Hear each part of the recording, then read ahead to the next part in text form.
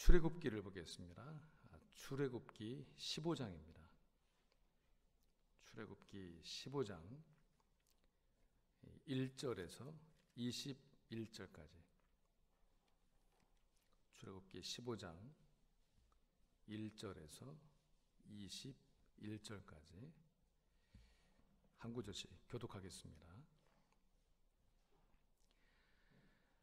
이때에 모세와 이스라엘 자손이 이 노래로 여호와께 노래하니 일렀으되 내가 여호와를 찬송하리니 그는 높고 영화로우시며 말과 그 탄자를 바다에 던지셨음이로다.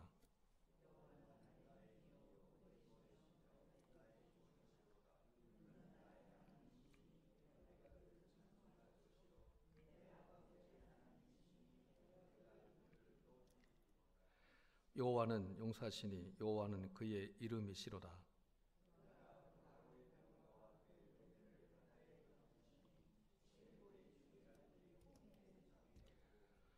깊은 물이 그들을 덮으니 그들이 돌처럼 깊음 속에 가라앉았도다.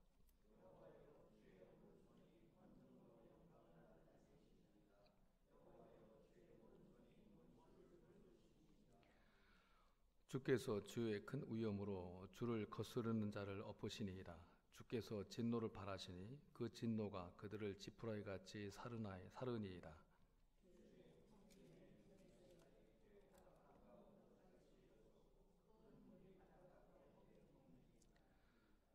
원수가 말하기를 내가 뒤쫓아 따라잡아 탈취물을 나누리라. 내가 그들로 말미암아 내 욕망을 채우리라. 내가 내 칼을 빼리니 내 손이 그들을 멸하리라 하였으나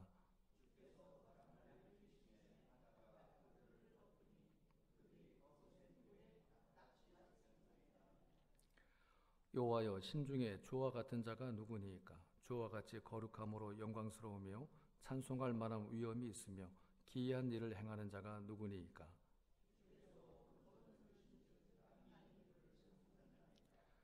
주의 인자하심으로 주께서 구속하신 백성을 인도하시되 주의 힘으로 그들을 주의 거룩한 초소에 들어가게 하시나이다.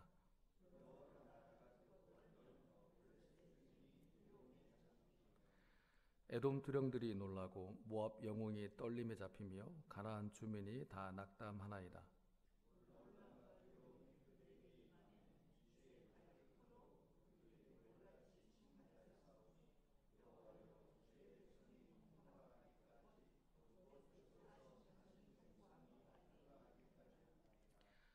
주께서 백성을 인도하사 그들을 주의 기업의 산에 심으시리이다. 여호와여 이는 주의 초소를 삼으시려고 예비하신 것이라. 주여 이것이 주의 손으로 세우신 성소로소이다.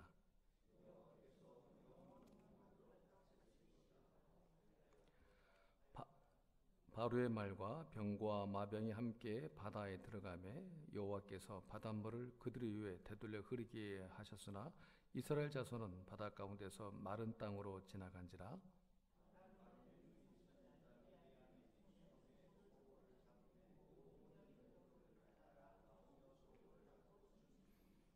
(21절) 함께 봅니다. 미리암이 그들에게 화답하여 이르되 너희는 여호와를 찬송하라.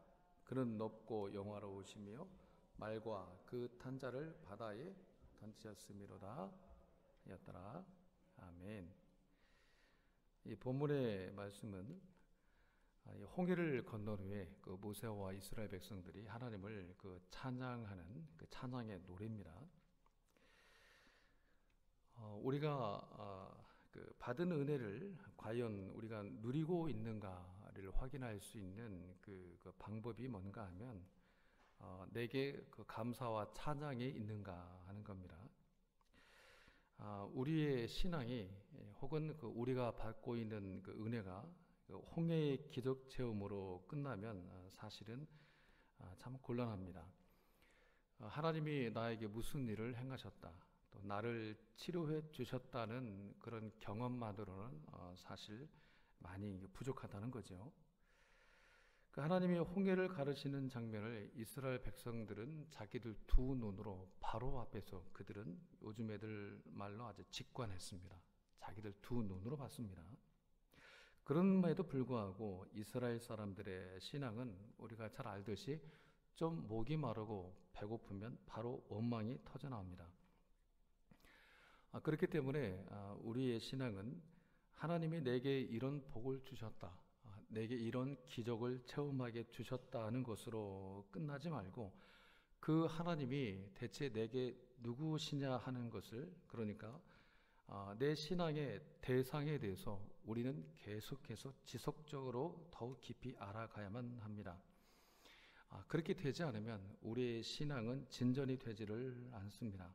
그렇기 때문에 하나님이 내 질병을 치료해 주셨습니다, 감사합니다, 여기서 멈추지 말고 나를 이렇게 치료하신 하나님이 대체 누구시냐, 어떤 뜻과 어떤 목적을 가지고 내게 이렇게 행하고 계시는가로 우리의 신앙의 지평을 우리는 계속해서, 아니 평생토록 우리는 넓혀갈 수 있어야만 합니다. 이게 되지를 않으면 우리는 평생 내 병이 치료됐다, 나는 이런 체험을 가지고 있다, 여기서 우리는 한 발도 나가지 못하게 됩니다. 하나님이 내게 무슨 내 문제를 해결해 주셨으면, 그렇다면 그 하나님이 누구시고 하나님의 뜻이 무엇이며 하나님이 내게 이렇게까지 행하신 그 의도가 무엇이냐를 우리는 계속해서 질문할 수 있어야만 합니다. 이 성경에 기록하고 있는 그 신앙의 위인들에게서 우리가 항상 확인하게 되는 사실이 뭔가 하면, 결국 성경이 우리로 하여금 그 위인들을 통해서 확인하도록 하시는 그 의도가 어디에 있는가 하면, 그 신앙의 위인들이 그들의 신앙의 여정 가운데서 큰 문제 앞에 직면했을 때 사실 그들은 아무것도 한 것이 없다는 겁니다. 언뜻 우리가 보기에는 이 사람들이 이렇게 큰일을 했구나. 그러나 우리가 좀 더 성경을 계속 묵상하고 깊이 파고 들어가 보면 사실은 그들이 한 것은 아무것도 없었다를 우리는 확인할 수 있습니다. 모세, 홍해 앞에서 모세가 한 것 사실 없습니다. 그 바다가 갈라지는데 모세가 쓴 힘은 없습니다. 다만 모세가 한 것이 있다면 바다 위로 지팡이를 내민 것 뿐입니다. 그러니까 홍해가 갈라지는데 모세가 자기 실력을 보탠 것은 사실 하나도 없습니다. 여러분, 우리가 말씀을 읽을 때 항상 깨달아야 하는 것이 뭔가 하면 하나님이 누구시고 그가 행하신다는 겁니다. 이것이 우리가 말씀을 읽을 때에 가장 핵심되는 겁니다. 우리는 하나님을 안다고는 해왔지만 그 하나님을 대체 누구라고 알고 있느냐가 우리에게 얼마나 중요한지 모릅니다.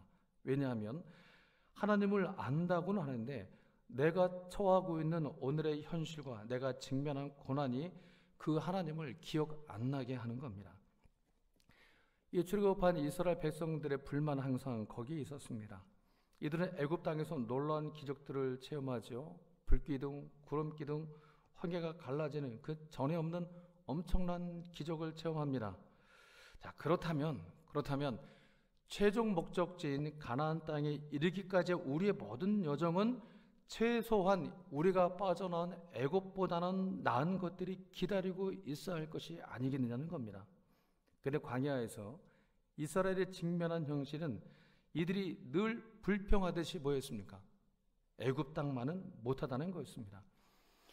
이것은 오늘 우리들의 불평일 수도 있습니다. 도대체가 구원받아서 이전보다 나아진 게 뭐냐는 겁니다. 그러나 여러분, 내게 고난이 닥치는 그 이유와 의미가 우리에게 이제 충분히 이해가 되고 해석이 됐기 때문에 그 문제가 해결되는 것이 아니라 하나님이 누구신가를 알게 되면 우리는 필연적으로 그 문제 앞에서 우리는 일어서게 되는 겁니다. 그래서 찬양이 터져나오는 겁니다. 오늘 본문의 이스라엘 백성들처럼 1절 보면 뒷부분에 이렇게 찬양을 하죠. 내가 여호와를 찬송하려니 그는 높고 영화로우신 하나님이시다. 2절을 보면 2절을 한번 같이 보도록 할까요? 시작. 여호와는 나의 힘이요 노래시며 나의 구원이시로다.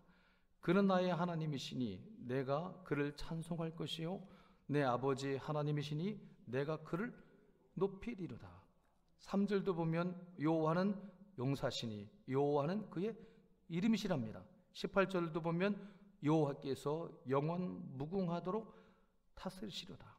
계속 하나님이 누구 되심과 어떠하심과 그분이 내게 우리 백성들에게 어떤 뜻을 어떤 하나님으로 임재하고 계신가를 계속해서 찬송하고 있습니다. 그리고 우리 쪽에서 볼 때도 우리는 찬양할 때 비로소 내 영혼이 소송케 됨을 우리는 경험할 수 있게 됩니다. 세상 노래들은 전부 다 사람의 감정을 터치합니다. 그래서 감상에 빠지게 하지만 찬양은 우리의 영혼을 터치하고 우리의 영혼을 소송하게 하며 우리의 영혼을 회복시켜 줍니다. 세상 노래와 비할 바가 안 된다는 겁니다.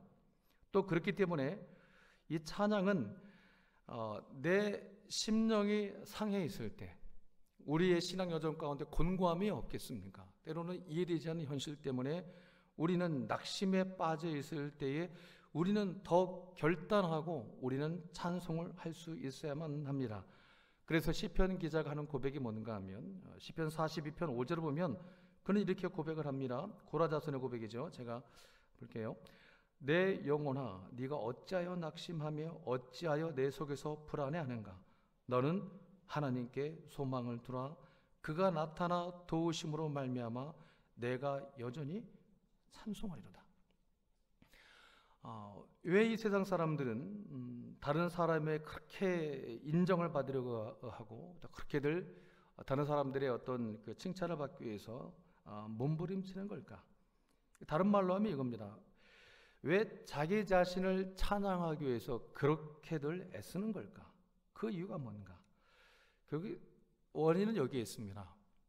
그렇게 자기 찬양에 목마른 이유는 우리가 하나님에 대한 찬양을 잃어버렸기 때문입니다. 사실은 원인은 거기에 있습니다. 그렇게 나를 높이고 나를 찬양하고자 하는 근본 뿌리는 우리는 하나님을 찬양하기를 잃어버렸기 때문입니다. 여러분, 우리가 하나님을 제대로 찬양할 수 있다면 바로 거기서 우리의 영혼이 소성케 되고 우리의 심령이 새 힘을 얻게 되는 것을 우리는 경험하게 됩니다. 지금까지 경험해 오시지 않았습니까? 내가 아무리 힘쓰고 애쓰고 내가 높은 자리에 올라가고 내가 원하는 대로 세상을 가져도 잠시만의 기쁨 위안에 있는데 영혼이 소성케 되시던가요?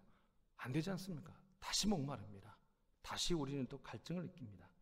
오직 우리의 영혼이 소성케 되고 우리의 영혼이 새 힘을 얻을 수 있는 유일한 방법은 하나밖에 없습니다.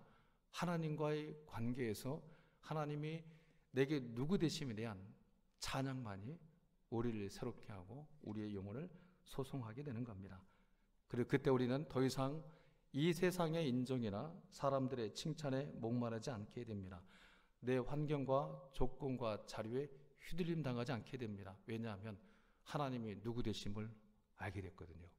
하나님을 찬양하기 때문에 하나님께 붙들려 있는 나를 보기 때문에 더 이상 우리는 세상에 휘둘리지 않게 됩니다.